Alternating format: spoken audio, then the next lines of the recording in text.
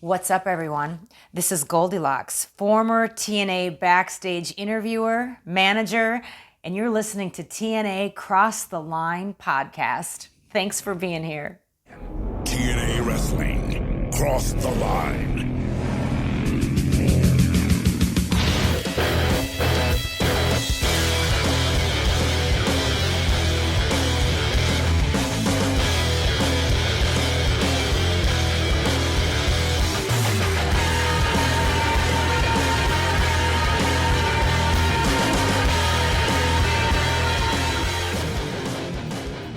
And we're back with episode 206 of the TNA Cross the Line podcast. I am Colling Jr. With me, as always, is Dallas Gridley.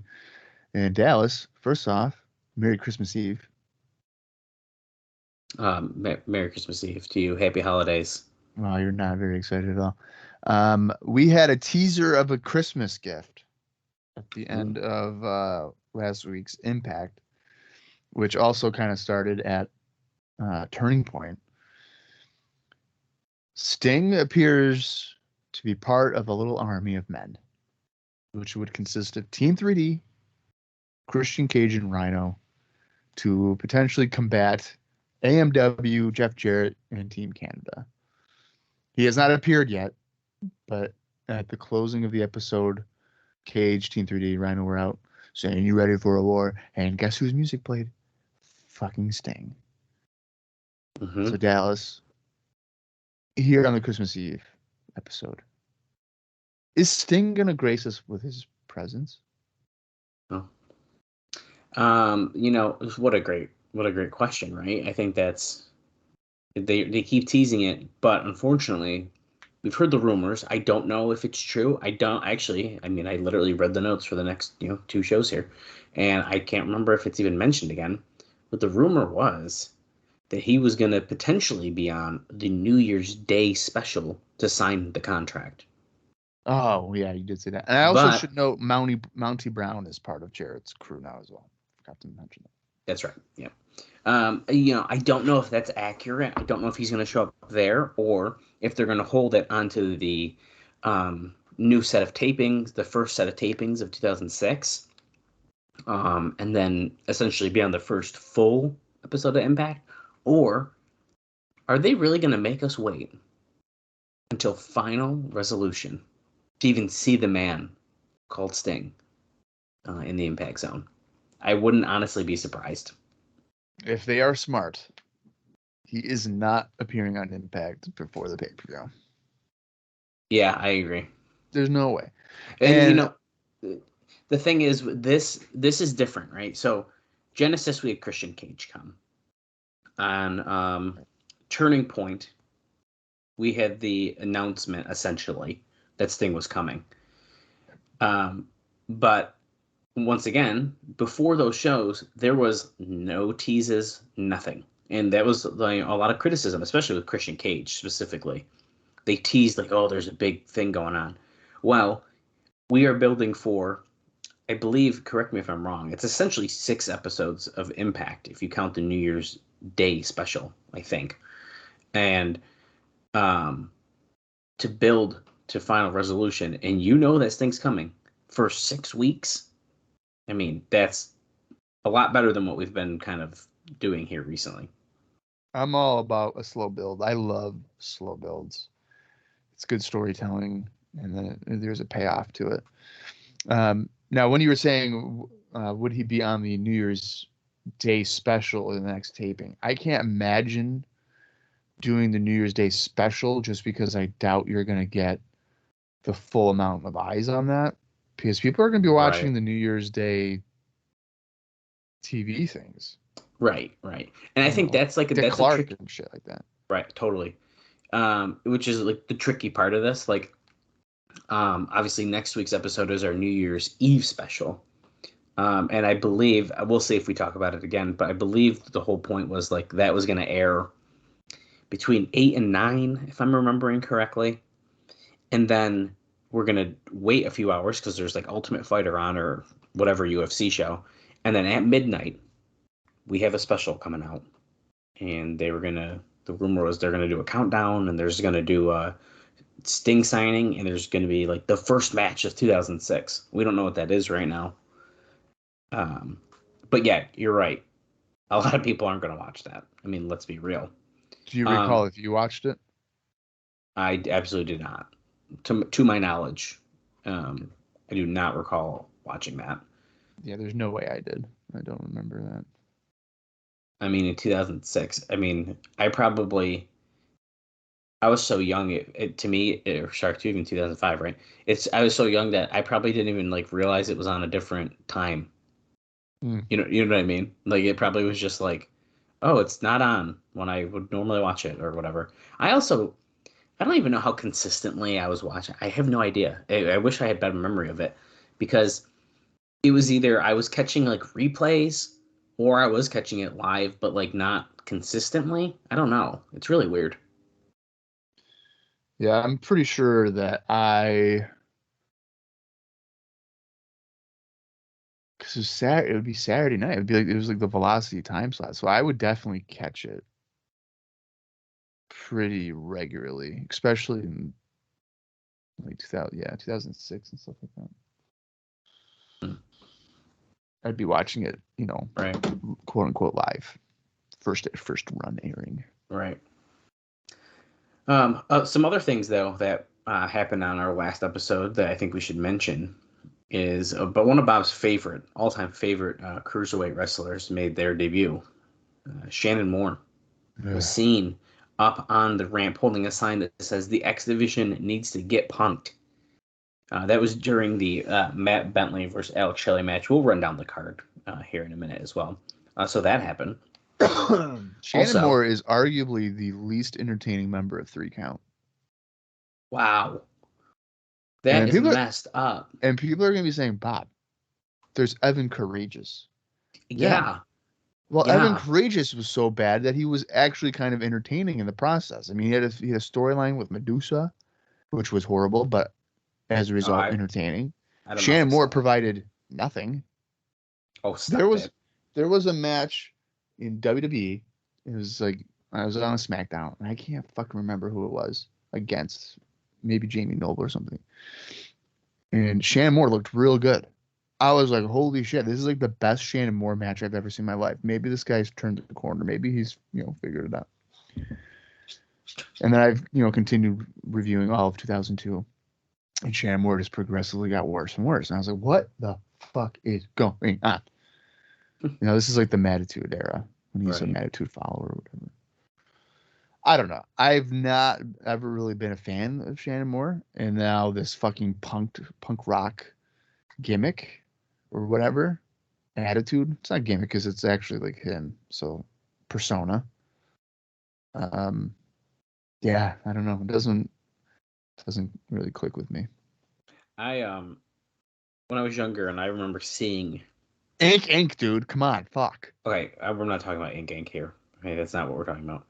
We're talking about that's probably where my hatred really is. I think, you know what? I think you're probably right on the spot with that. That's probably why you're hating on Shannon Moore right now. Yeah, that's probably what. Because 2010 Impact that I was reviewing, and I would see Jesse Neal and fucking Shannon Moore, I'd be like, how are they getting a tag team title match on pay-per-view right now?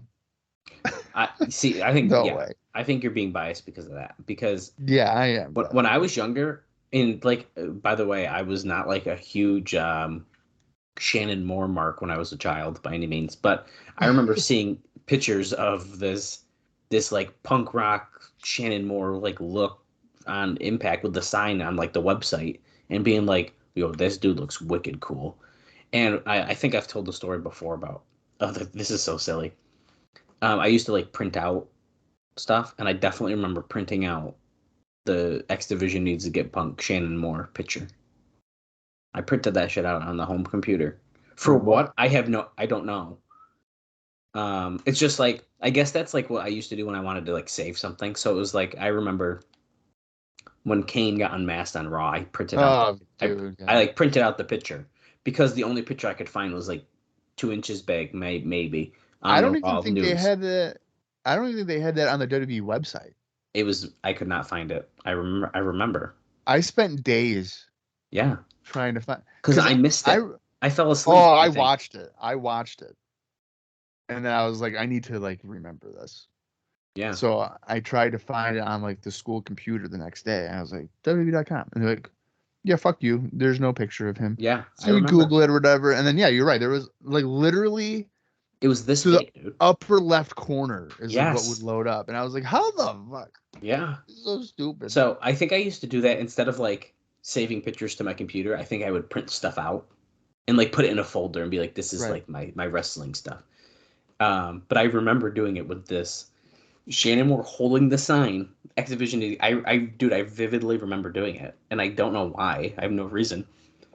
But anyway, I remember when Kane, when he took his mask off and he looked over, and I was like, oh my god, his face is going to be deformed. Now, mind you, it's 2003, and I'm aware that wrestling is like not real. You know, I've known for a long time at that point. Yeah, but I still thought there'd be something wrong with his face.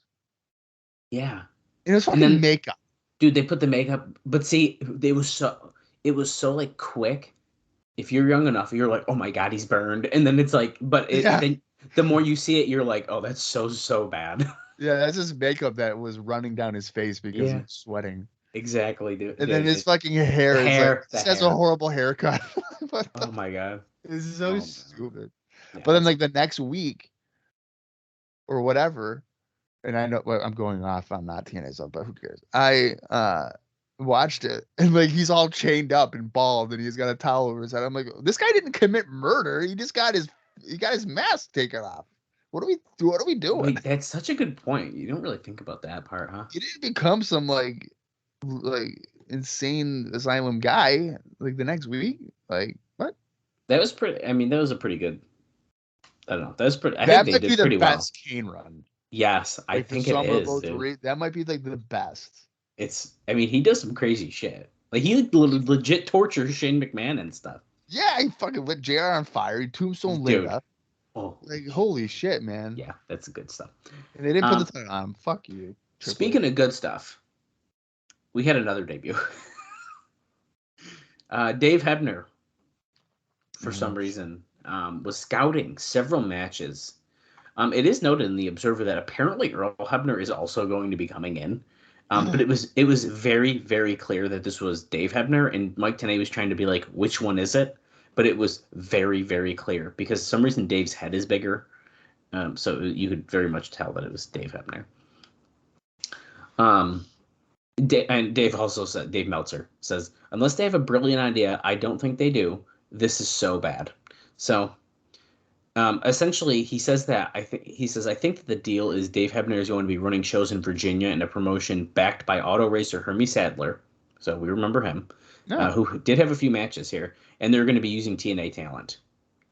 Now, I don't know for sure. You'd have to confirm with me, Bob. Could that be UWF? That's absolutely UWF. And are we going to see a little bit of a tie-in here with Dave Hebner scouting talent for Hermie Sadler, and then they're going to even mention these shows on Impact? I don't know. I'm kind of.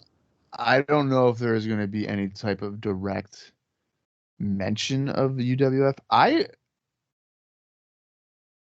Oh shit! I didn't know that. I didn't know. I honestly thought it was just Hermie Sadler that owned that, but no, Dave and Earl do too.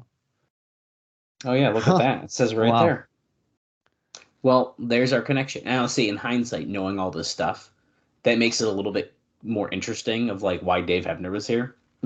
But obviously, you're watching these shows in context. You're like, what in the world is happening? I literally had no idea. I thought that was just all Hermie.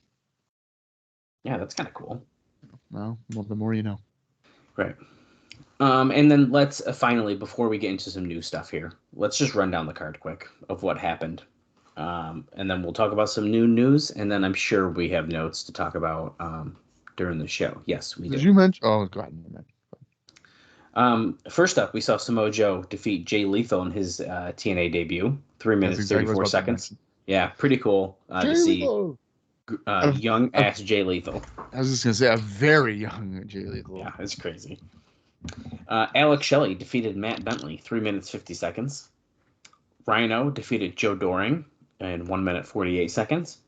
And then finally in the main event, before the promo thing at the end with Jarrett and the Sting music and all that, Team 3D defeated the Diamonds in the Rough, which in this case was David Young and Elix Skipper, and Simon Diamond was ringside in 11 minutes and 4 seconds. I'm wondering if Simon Diamond's really just a manager at this point. He has not wrestled a lot. I know he was involved in the Raven thing, but that was like a handicap. But that was even, yeah. So. Anyway, yeah, so pretty interesting. I mean, that card sounds pretty light, but it was still a solid show nonetheless. Yeah, it was good. And the couple random debuts were leading toward final resolution. It's pretty exciting stuff.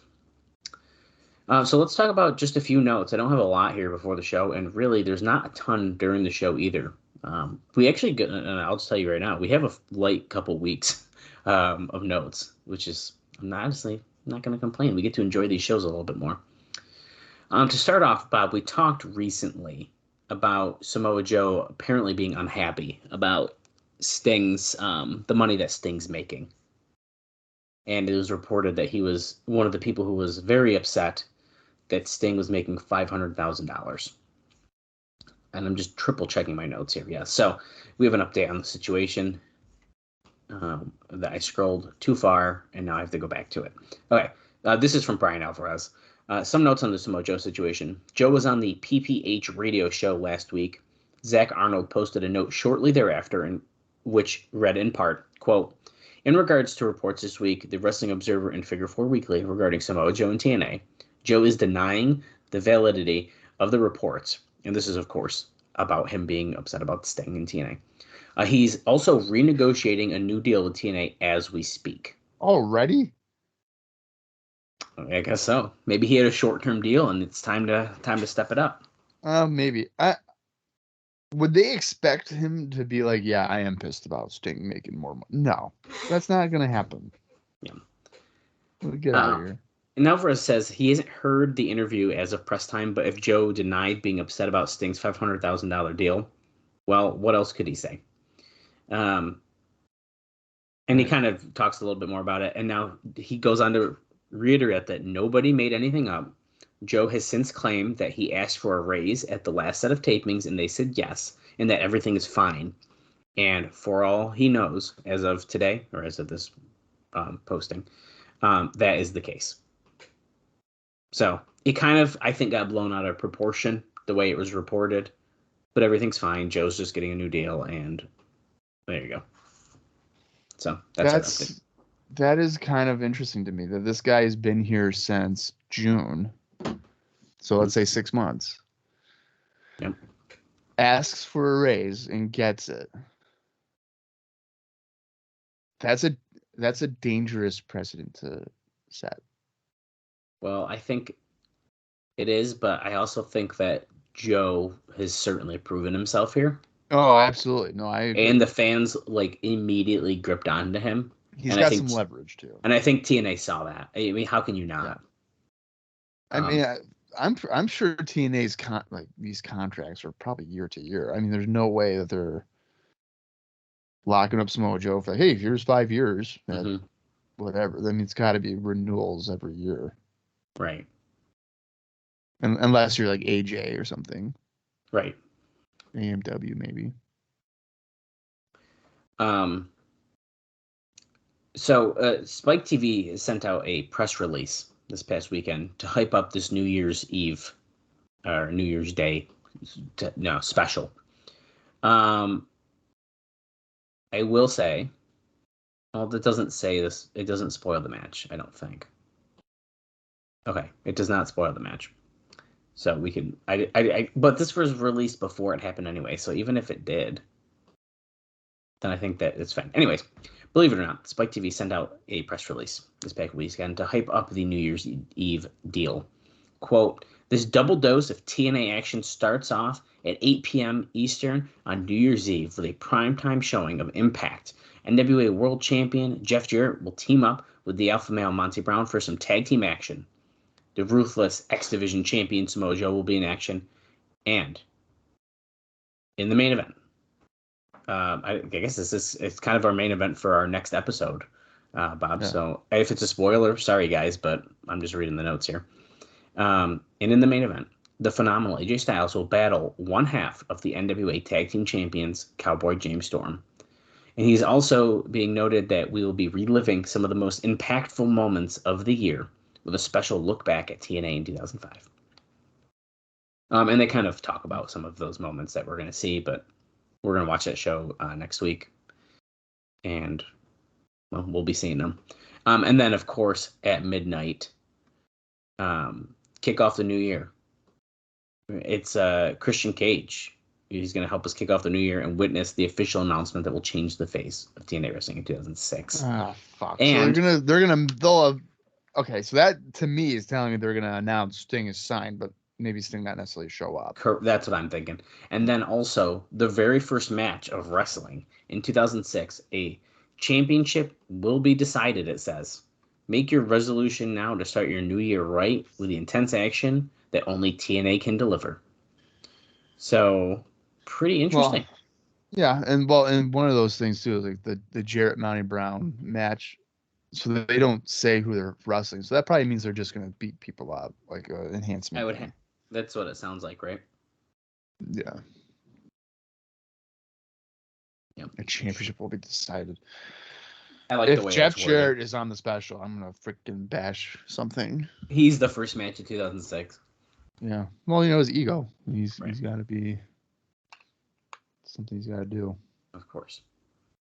Okay, just a couple more things here, and then we're going to be getting into today's episode of Impact.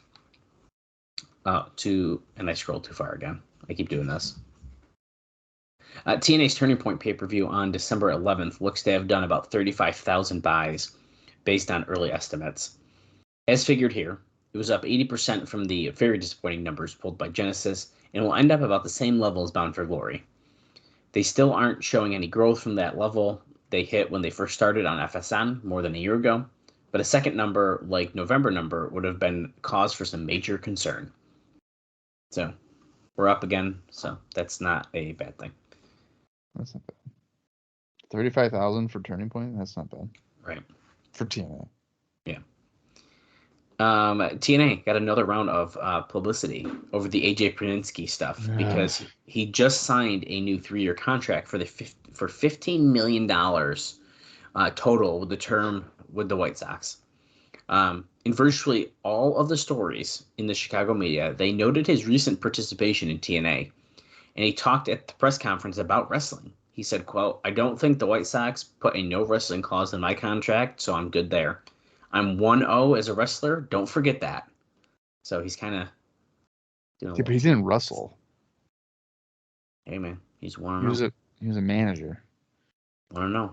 Dale Torborg is 1-0. Yeah, I know. It's kind of weird, right? And my last note for you, Bob. It is not definite yet, but still considered probable, of doing a primetime special on February 13th. And that's because the Monday WWE is not airing Raw because of the dog show. So they're thinking about doing a taped episode ahead of time, like a usual Impact, but more loaded, or doing a best of show airing the best matches in company history, which Dave says he would strongly argue against. Don't do that. Just Think load it up. Yeah, I think it's why not? They might as well. Dude, if they no way, dude. If they do that where it's just like best of, that'd be a mistake. Yeah, I agree. But that's all of our notes before we get into this episode of Impact. We have a few more. We'll talk about during the show. Nothing. At least not that I remember. Nothing crazy. But hey, you never know what we're going to shoot at you during these episodes of Impact. Yeah, that's true. All right. Well, then I guess it's time to get into the Christmas Eve special episode of Impact. The approximate runtime for this is 42 minutes and 59 seconds. I'm going to count down from 3. When I say play, that's when we're going to hit the play button. If you want to watch along with us, head over to Impact Plus or find it in your own personal collection. Will TNA drop off a nice present for us this week, or will it be a lump of coal? This is one way to find out. So here we go. 3, 2, 1, play. This is TNA, Bob. You do that every single time. I don't know how else to start. That's what it says. Just silence. Just shut your mouth. No, that's sad. Enjoy the show. People need to know that we are, in fact, watching TNA. I'm you know what? I'm not even gonna watch it. I'm gonna watch On Patrol live on Peacock. Get out of here. Fuck it. During this intro here, we're seeing highlights. Look, there's Shannon Moore. We're talking about getting a war. He wasn't there for that segment. No, he was not. Why'd they splice it in like that? I don't know. There was an episode of Explosion that was taped during this taping, and it aired on December 30th, 2005, where Shannon Moore defeated Cassidy Riley. Oh, man. See, I'd rather them push Cassidy Riley than a guy like Shannon Moore. Not enough.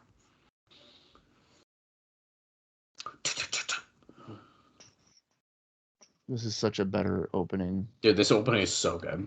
And it's still, like, fairly recent. Like, yeah, this is good. This is like the TNA that I remember. This opening. I love the fist punching the Impact logo. Happy holidays from the Impact Zone. Tracy, meet me under the mistletoe. Uh-oh. Wow. We are getting wild here in the Impact Zone on Christmas Eve. TNA just said, is Sting coming to TNA? I don't know, today. It sounds pretty fucking obvious to me.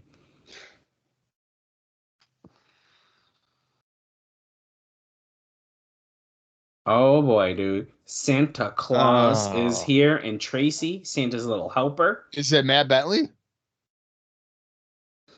I don't know. I think that's Matt Bentley. Yeah, it's Matt Bentley. It's gotta be. Don West says, if that's what all the Santa's little helpers look like, I'm taking a trip to the North Pole. I wish it was Trinity. I miss Trinity. I do too.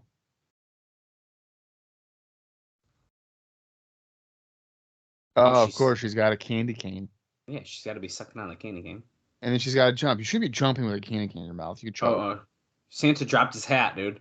And she was bending over to get it, and now Christian Cage is coming out for some reason.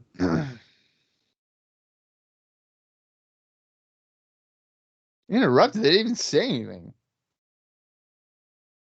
I like that Tracy was bending over to get Santa's hat in front of Santa, and all of a sudden Christian Cage is like, I'm coming out now.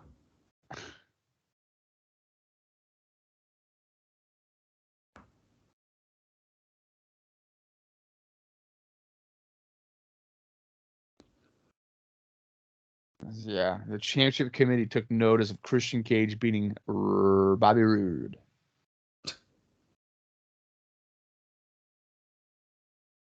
Is he going to beat up Santa?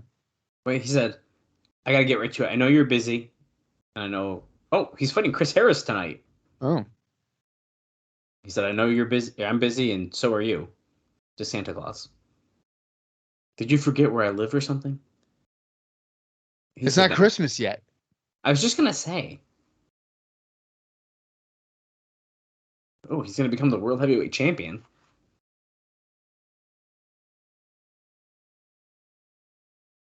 Maybe he's missing something.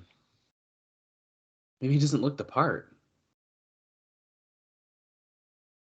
What can he do to look more like the World Heavyweight Champion? He said, I know some of the things I sent on my wish list were a little outdated, but do you have all my presents? Santa's not wearing white gloves, which is kind of weird to me. I don't want to touch Santa's bare hands. Is it a replica belt? Oh, he's got a gift. It's literally wrapped up and everything. Oh my god, Christian is tearing this gift open. You can't open it. It's good-ass wrapping paper. Oh my god. It's a pair of white pants, Bob.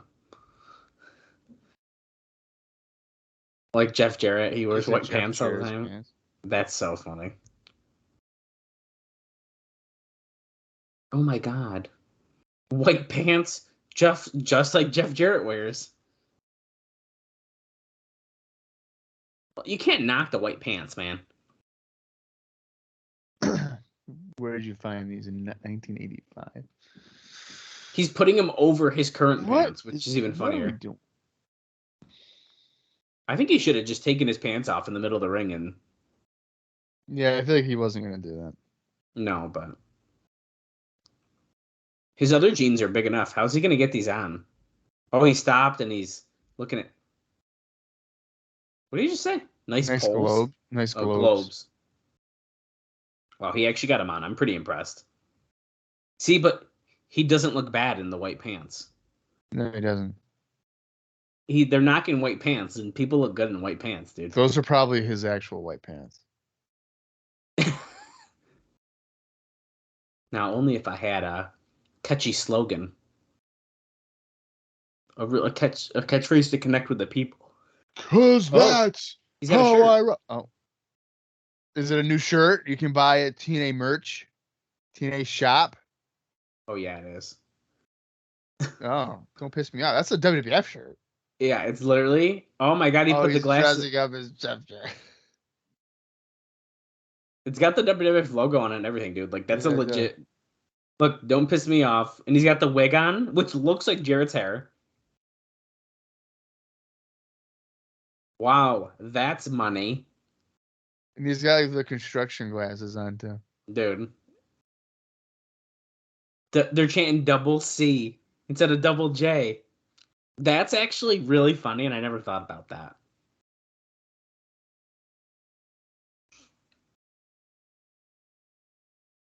I know I'm really lacking talent, and I know I can't beat anybody on my own. He's ripping Jeff Jarrett to shreds here. You know, young Christian Cage, Santa's got to run. Because I got things to do. And he looks at Tracy. But Santa will leave you with this. What's in the bag? Christian asked for a helper, by the way. What if he super kicks Christian Cage right now?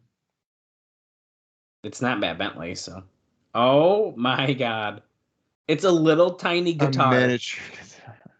It's like a ukulele painted like Jarrett's guitar. That's hilarious.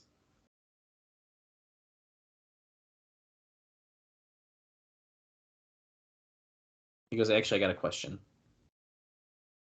Is this what a world heavyweight champion is supposed to look like? Yeah. Do I look like a complete jackass? You look great. It is the top. Oh, here we go. We're strutting. Uh-oh. Uh-oh. Jeffrey is pissed. Here comes Double J. The Alpha Male led the charge here. Oh no, he's getting beat up bad. Double clothesline? No. Christian Cage ducks. He holds against the ropes. And he struts again. Rolls out of the ring. Gets away from Jarrett and the Alpha Male.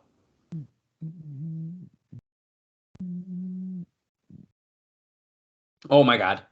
Bob, the music is playing. The lights are out. He ain't coming out. Holy shit. Holy shit. He's got a jacket!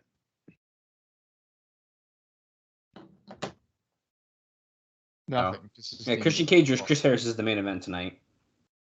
That could be good. Up next, Christopher Daniels versus Eric Young.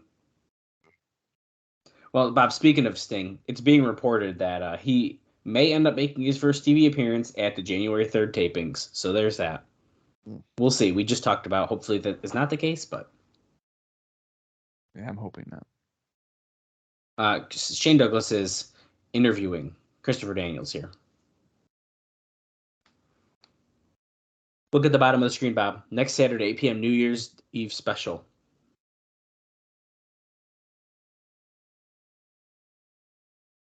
Daniel says he never took the easy road in his career.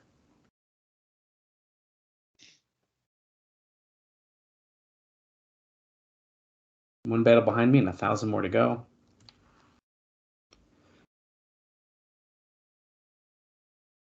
He's probably got hell to look forward to with all the choices he's made. knowing my past, knowing my future, asking you, Samoa Joe, what's the worst thing that you can do to me? Give me a muscle buster if you're ready. Choke me out if you're willing.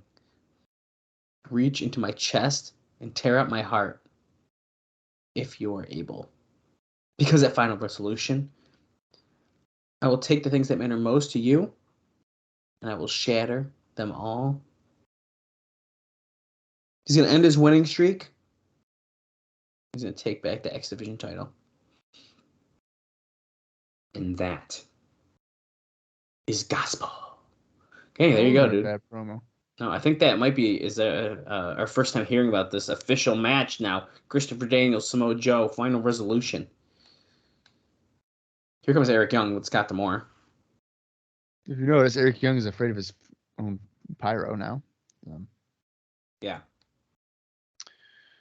All right, indie notes, since Dallas shamed me Yes. into doing this.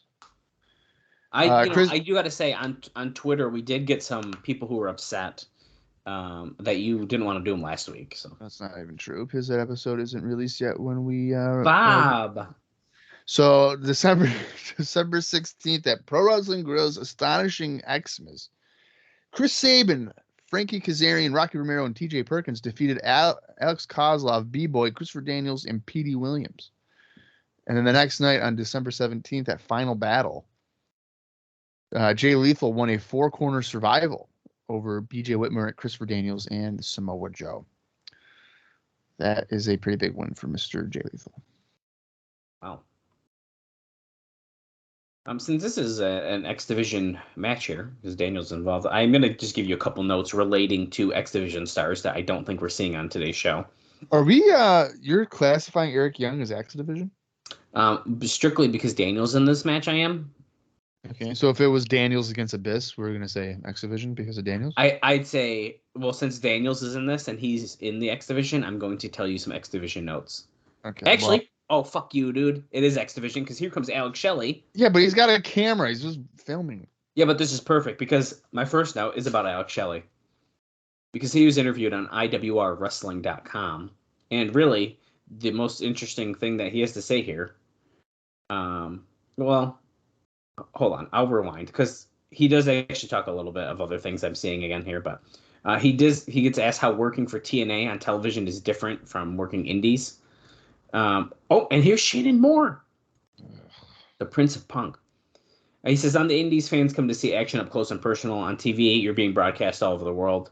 You need to carry and position yourself differently. If you want to get your personality across, you better amplify that the shit out of it. Otherwise, you come across as Vinny Vanilla.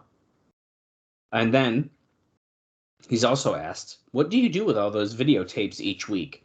Or do you keep them, or does TNA? Or do you tape over them? He apparently refused to reveal the secret and would not say what he does with the recordings of matches. I'm going to guess that he doesn't have any tapes in there. I think he probably does, but I guarantee he tapes over them. I would imagine. I don't. If he is actually recording, yeah. Right. My other note, because look, X Division needs to get punked, and Don Harris, our favorite, is trying to get him out. Dude, can we just mention real quick how lucky we are that they never won the tag team titles? I'm personally shocked that they. Yeah. Especially in the Asylum years. Dude, come on. How do you not? Your boys with Jeff Jarrett. How do they not win the titles? Yeah. There's apparently plans to attempt to break Sabin out of the X-Pac, which Dave says is a play on words, considering that there is now plans for Sean Waltman to be returning. TNA is trying to get a full report out of the Doubletree Hotel to make sure there wasn't some sort of mistaken identity in the report that they got regarding Waltman. So they're trying to break out Sabin from the X Division? Correct.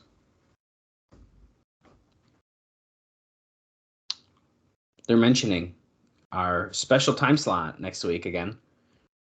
8 p.m. and then join us at midnight. And guys, we are covering both those shows. We will be covering the first on New Year's Eve, and yes, the New Year's Day special will be dropping at midnight on New Year's Day. Which I guess, Bob, we should mention now, while we mention that, is Angel's Wings gets hit on Eric Young. Hold on. What the fuck? And that's a 3 count. Okay. I was not expecting a clean win. Nope. Not with Alex Shelley and Shannon Moore being out here. No. But I want to mention that should show you. I guess that probably shows us where like Daniel stands here with TNA. That was a pretty dominant win there. Yeah, over absolutely. a guy in Team Canada. Angel's Wings. On that New Year's Day special, so the one that drops at midnight. Well, the one that they air at midnight and that we're going to drop at midnight. We will also be doing our year in review before we watch the first match of 2006 because it is a shorter episode of Impact. So we will be doing a little recap for you as well. It's a 2-in-1. Oh, speaking of Chris Sabin, he's fighting Abyss tonight. Ah, damn it. I didn't know. I did not see his name when I looked at the card, or else I would have waited on that note. Sure looks like there's no way that Sabin's winning. Oh, it's literally right there. Dude, it's literally right here in front of me, and I totally didn't even see it. Yeah, that sounds about right. Typical Dallas. Not paying attention. I don't know, dude. Final Resolutions live January 15th. Final Resolution, a pay-per-view that I almost bought and then didn't. Bullet Bob Armstrong standing by here. BG James and Kip James here. He was very disappointed because they all had a talk. We thought they had it all together as a tight-knit family. Something that's broken can always be fixed. Oh, 3 live crew now. No, this team, 4 live crew, could be the team of 2006. Yeah, but there's no longer 4 live James, crew. BG James says, this can't be fixed. You saw him hit me.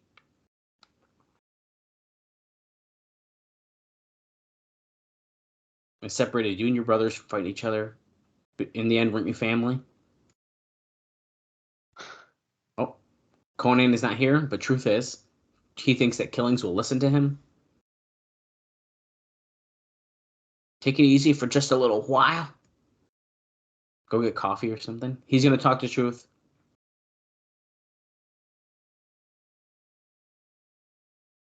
He just called Shane Douglas Sean. He just said, "Thank you, Sean." Oh, my God. And then walked off. That's so funny. Thank you, Sean. Good Sean. What an old guy. That's such an old guy thing to do. Here comes the monster Abyss. All right. Let's see if Abyss has got an indie note here. And he does. 2 of them. All right. So December 16th for Ring of Glory, the Great Commission, which is a Vince Russo show. AJ Styles defeated Abyss in a dark match. Not that show was necessarily televised, so I don't know how that is dark, but whatever. December 17th for NWA Central States, Deal with the Steel 2. Mark Sterling, not the lawyer Mark Sterling. He retained the NWA Kansas Heavyweight title in a ladder match against Abyss. Oh, wow. So that's interesting because I didn't think... I guess I forgot where those Vince Russo Ring of Glory shows fell. So we're there now. Yep. Oh, my God. Jim Mitchell is wearing a yellow suit. Yeah, that's a good look for him. That's gross. It's like mustard. I don't like that at all. I like Chris the purple Sabin, and the red.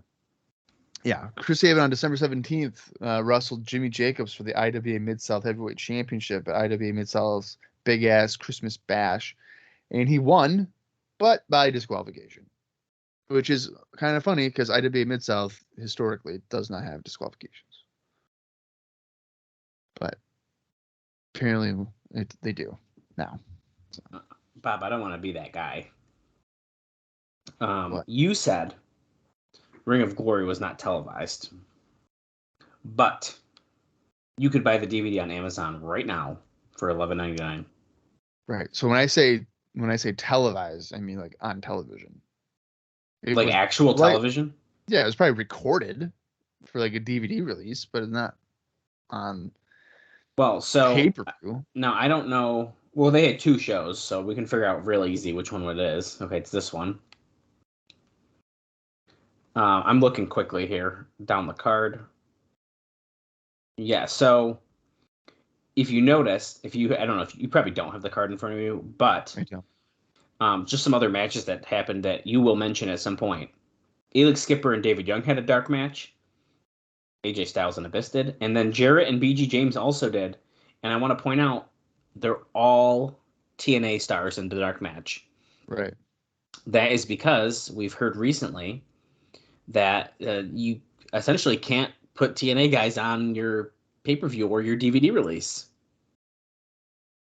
Is it DVD? Because Ring of Honor still had them on their DVD releases. Well, is it? I thought it was DVDs too, but And it's got to. It's definitely pay-per-view. They cannot. DVD, I think they can. They should be fine DVD wise. Okay, well, Abyss just slammed Chris Sabin against the steel steps, and Dave Hebner is out here again, looking at this match.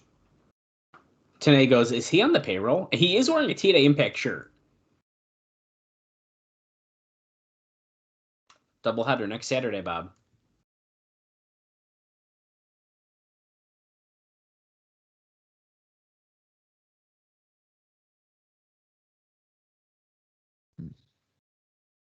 Do you think the Great Commission Ring of Glory show is good?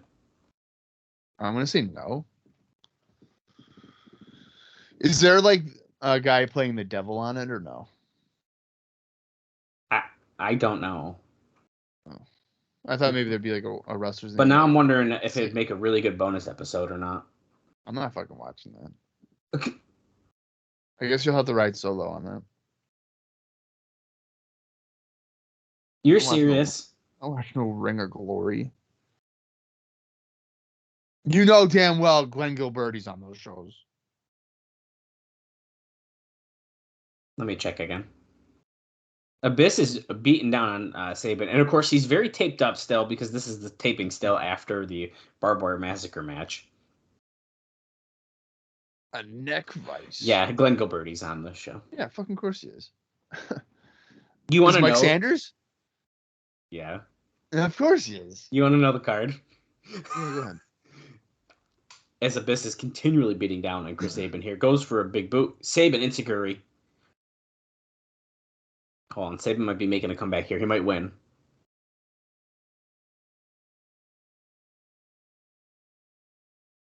Sabin to the apron. Drop kick. This into the corner. Okay. Bull Buchanan versus Rodney Mack with Jazz. Eric Watson, Mike Sanders versus D'Lo Brown and Glenn Gilberti. Matt Heisen versus Mark Jindrak. Kevin Northcutt versus Six Pac. Stairway to Heaven 4-way ladder match. Air Paris, Saul Renaro, Jimmy Rave, and CJ Summers. Jazz versus Rain. And then, of course, the rest of the dark matches that we discussed already. I don't think it sounds that bad. Yeah, but are those dark matches on the DVD? I don't know. I tried to just go on YouTube. I will continue this search later. If I find this, we are watching it. Going for that Tornado DT. Black Hole Slam. You think you buy on eBay or Amazon? I found it on Amazon. $11.99. That's it. Abyss got the pin after the Black Hole Slam. I don't think Sabin's breaking out of the X Division anytime soon after that one. Probably not. Okay, I'll give you credit, though. If the dark matches aren't on it, we're probably not going to watch it because there's not really a lot of TNA crossover. But yeah, there's like nothing. So Ring of Glory. I don't see anything on here. Ring of Glory Wrestling. That's what I just did. Global Impact. I'm just getting like fucking wrestling. Why are we seeing videos of Diamond and Shark Boy from like months ago in India? What the world? This is like from wicked long ago. What are we doing? I could literally get it Wednesday, Bob. We're recording on a Sunday, just for reference here, guys. But I want to see the match. I want to see what's on it. And it doesn't say.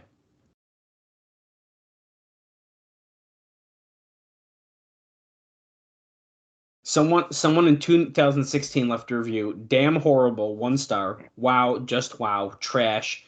Isn't it a sin to pretend you're God? By the way. Oh shit. I found it on eBay for $9.11. Can you see the Okay. back of? Can you see the back of it? Oh, on this one I can. Okay. Ron Killings is making his way down to the ring now. By the way.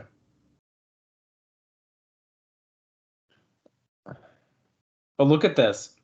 Someone's review from 2007. Kenny King is Ron Killings' opponent here. That's cool. Not his debut. We've seen him, but 1 star, or no, sorry, 2 stars. Ring of ? As Kenny King goes right after Ron Killings here. Ring of Glory, the only DVD release ever. What to say? It's not that great. It has some dumb matches and like 2 good matches. Rain vs. Jazz was decent for a women's dream match, and 4-way ladder match was best. It is worth the cheap price. That all I got to say. So buy it for God's sake. It's only $2 and 3 shipping. Only $5. You get 3 hours. Can't beat that. You want me to read the back of this or what? Yeah. Okay. So there comes a time when a wrestling show simply isn't just a wrestling show. Oh my God. There comes a time when it isn't just about outstanding athleticism, unique showmanship, layered storylines, intriguing characters, or even water cooler controversy, but rather about heart, struggle, and the very beginning of the men and women who perform, or the very being of the men and women who perform. You see, sometimes it isn't just about the show. Sometimes it's about life. Ring of Glory's The Great Commission was just that. On that very night, wrestlers didn't just win or lose, but some had their lives transformed forever. Something happened that night, something that is hard for many to even comprehend. And it went further than just the athletes competing on the show. On this night, those in attendance saw their very nature changed. How? You'd have to experience it yourself to understand. But it was real. Very real. Wow. Over that fantastic description of a show, which now I feel like I have to buy the DVD. Ron Killings hit the axe kick after also a beautiful missile drop kick on Kenny King to get the win. Bob Armstrong is out here now. Ron Killings does not want to hear what he has to say. And the music just plays, and Bob Armstrong looks sad, like a sad dad.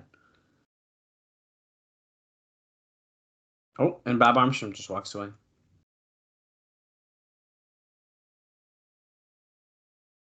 Ron Killings says he's done. Up next, the Impact main event. Let me get our final notes here out of the way. Terry Taylor on Wrestling Weekly with Les Thatcher and Doc Young admitted that he was conflicted when he heard the idea about Sting coming in. He said yes, they were going to hook some casual fans with him, but at the same time, how could you promote him while trying to put over your young stars? He said he was very happy with TNA and wouldn't leave for $200,000 a year. He claimed house shows for TNA were in the works. And then finally, my last note of today's show is that Team 3D was willing to come to the... This is about all Japan, before I say the whole thing. Team 3D was willing to come to the January tour. They were originally booked on the tour. When they found out TNA was taping on January 3rd, they told the office that they were willing to come from January 4th to January 8th at a lower rate and just miss the 2 shows. They never heard back, and at this point, they don't know what the future is with their company, the company in Japan. We're seeing a little Raven highlight package here about this whole history about what happened in Canada and Larry Zbyszko and all that. Didn't need to see him spit like that, but... Yeah, I didn't like that. No matter who he's put in front of me, I pummeled them. You're staying here, you're going through hell.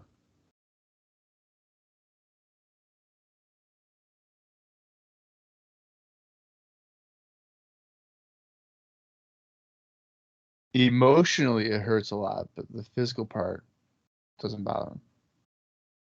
Oh, it said Die Zbyszko on the wall. He was in a straitjacket. Oh, there it is again.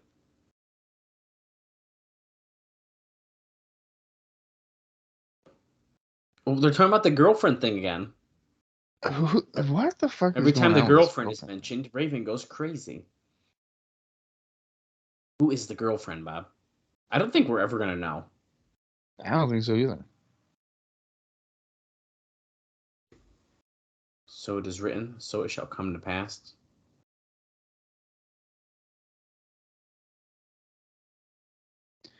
We violated its guilty. America's Most Unwanted. That's rude. Here comes Chris Harris, the Wildcat, with Gail Kim and James Storm by his side.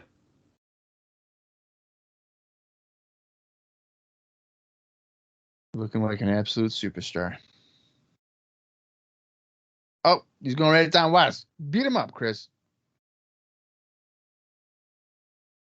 Harris better go over. Well, James Storm is doing the face, so. Yeah, but he's not direct. I know. Oh my God! It's the wait joke. A minute. I know, but do you think that James Storm gets involved and then Cage just pins Storm? Oh wow. That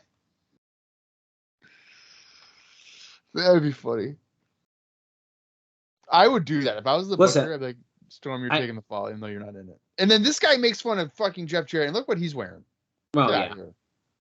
And listen, I know Eric Bischoff likes to talk about the boo-boo face thing. I don't know actually how accurate we've noticed it. We joke about it a lot, but I don't actually know how accurate it's been. Dude, no, there was a time when we found out about this while we were watching Asylum shows, and there were several weeks. In the Asylum, there was a couple. Losing.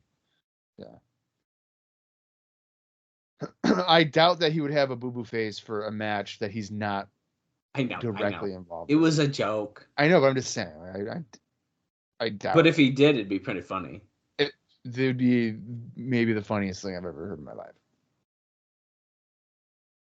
He'd be, oh man, my friend's losing. I'm mad. This is a big match for Chris Harris. Yeah, I mean, he had singles matches with Jarrett, obviously Styles, Raven. But I know when you think about it, Harris has had some pretty big matches. Okay, so James Storm grabbed the foot of Christian Cage before the match really got going here, and the referee's kicking Gail Kim and him out already. Oh, that's the boo-boo face then.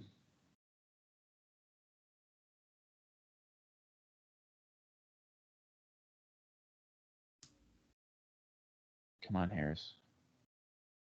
Shoulder block by Cage. Damn it. We got 10 minutes and 11 seconds left in the show, so this is going to probably get some decent time. That's a decent amount, yeah.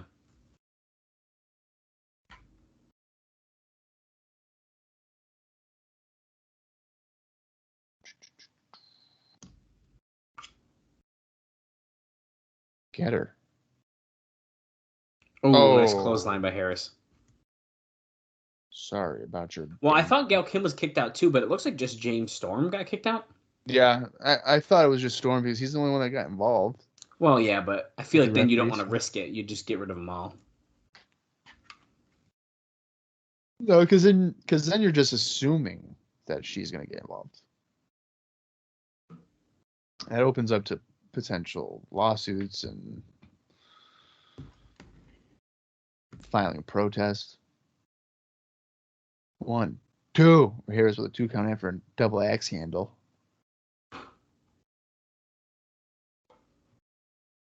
He wants to send a message to Christian Cage.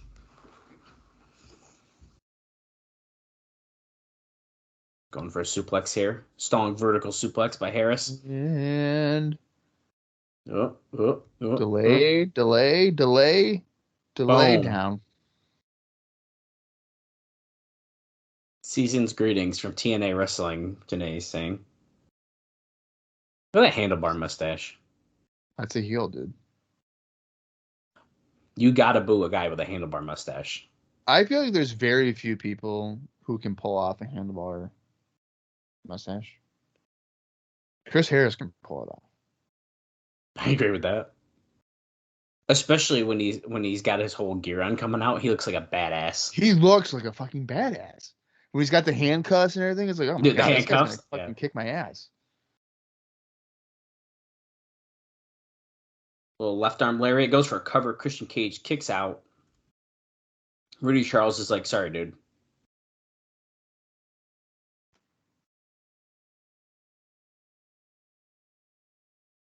holding Cage against the ropes, kicking him right in the midsection. Wait, he can't even stand up. The referee should probably just stop the match. The face of TNA changes forever in 2006.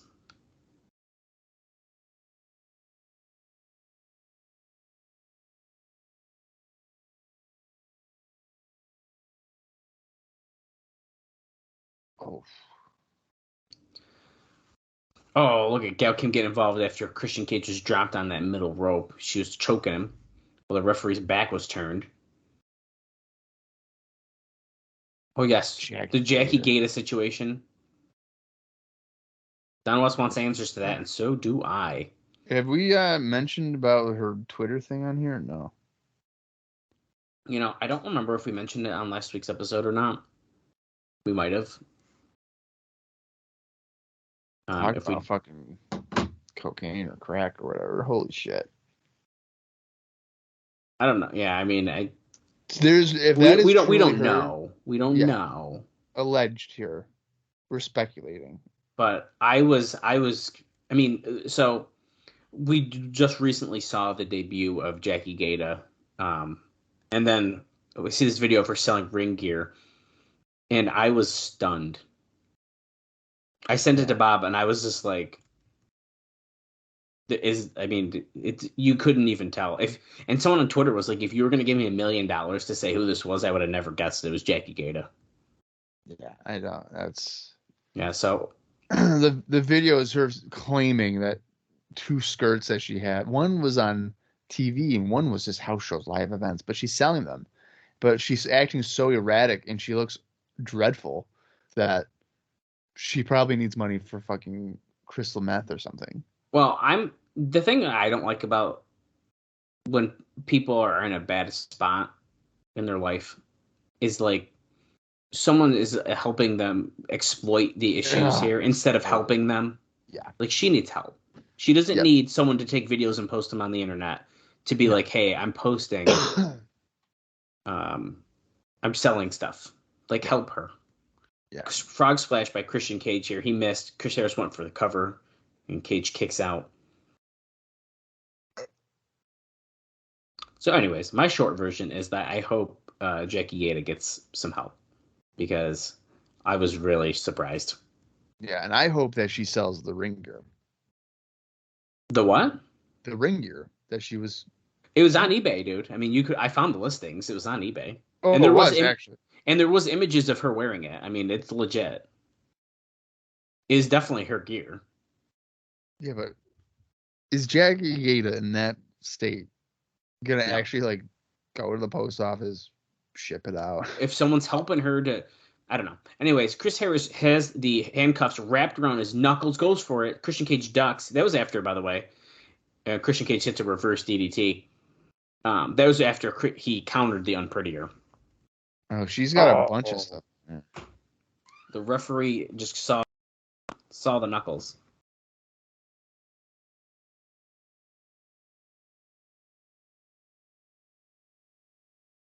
Dallas, now I know that you're a TNA collector, as Storm just waffled Cage. Yeah.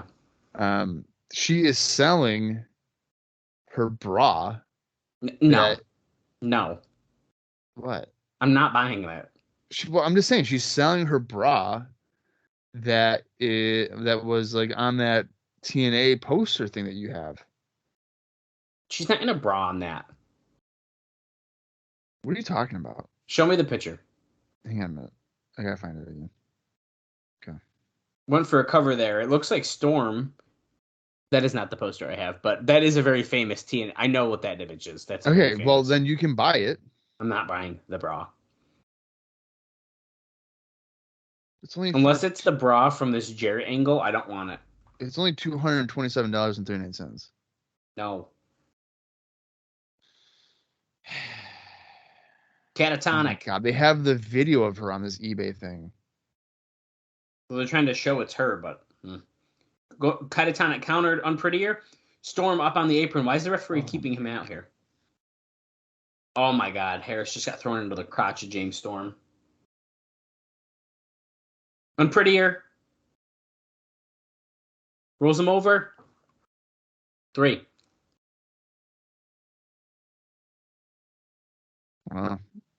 Christian Cage pinfall wins. win. That's nice.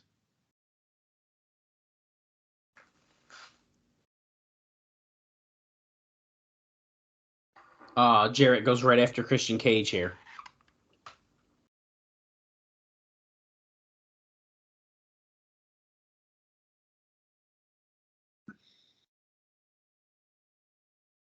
Oh my God, Jarrett is destroying Christian Cage here in the middle of the ring. Oh, threw him chest first on the ropes. Christian was able to slip out. Christian says, I'm going to be champion. Here comes Monty Brown. Who says?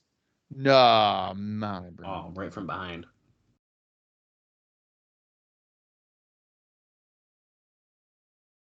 Are we going to get Sting's music again? Probably. Or Team 3D, because they're part of the whole group here.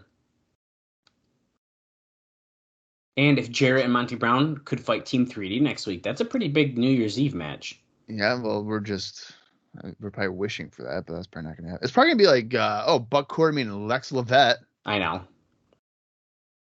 Oh, Christian Cage gets slammed down, chest first on the steel. Okay, Monty Brown is beating the crap out of him. Uh-oh. Jarrett's got a chair. Oh, did it break the table? No. Damn it. No. Never breaking. I feel like you could drive a truck into that table, and then that table still will not go down. Absolutely. Because the way that it sounded of him hitting it, like that sounds like it hurts. Chair shot to the back of Christian. Chris Harris is hanging out in the ring. Sting is back. He's not, though. He's not there. He's not. Merry Christmas. Merry Christmas. Not even Christmas yet, Jeff. What a heel. God. Not saying happy holidays. Right.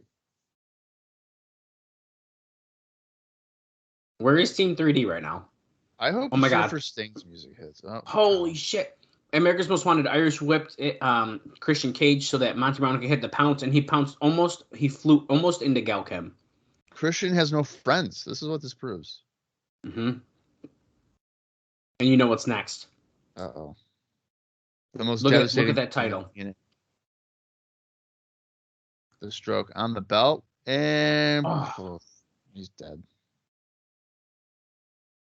My God, we'll see you next Saturday, New Year's Eve, 8 p.m. Wow, and we go off the air. Bob, what do you think about that episode of Impact? That was a super average Impact. So, thumbs up. I mean, I can't give it down. That's right, baby. Another thumbs up for the good guys. Oh, super average. I thought it was good, though. It is average. There wasn't, like, anything crazy in it. I like the Santa stuff. Santa's good. That was dumb. They got to do some holiday bullshit, okay? It's like literally Matt Bentley. And out of It everybody, was not Matt Bentley. It was Matt Bentley. No. They should have just used Shark Boy, but without Shark Boy, like the mask or whatever. No, they should have done it with the mask, with the wig and stuff. Yeah. That would have been great. That would have been funny. Well, anyway. I enjoyed it as well, because it's Impact. Of course I enjoyed it. I didn't say I enjoyed it. I said it was average. Well, I think you enjoyed it, and so did I. No, you're speculating again, and you're just assuming and putting words in my mouth. And this is a good time that Bob's going to tell everyone he has officially purchased the Jackie Gata bra. No, I can't. Number one, I don't even want to know what that like smells like at this point. It probably has. Stop. You're done. You're done. 20. We're stopping that right now. I'm just saying. Right? You're lucky I marked this shit as explicit, not There's for children. probably a stench attached to it. Like, look. This is John Moxley after he gets a whiff of Jackie Gata's fucking skirt. Look at this. Okay. Anyway. I hope everyone enjoyed that episode, just like we did, or I did. But next week is our New Year's Eve special, and then literally we're gonna drop that. I've been dropping them all at midnight, so then in literally 24 hours later, the New Year's Day special will be released as well. And that will be also a recap of all of 2005. We'll do just how we've done every year. And we'll kind of talk about our favorite moments and everything throughout the year. I can't wait. I'm so excited. That's all I got. Oh, okay. Send us home, man. I'm ready for the New Year's Eve special. Yeah, join us next week for the final episode of Impact of 2005. So until then, for Dallas, Gridley, I am Colling Jr., and this has been the TNA Cross the Line podcast.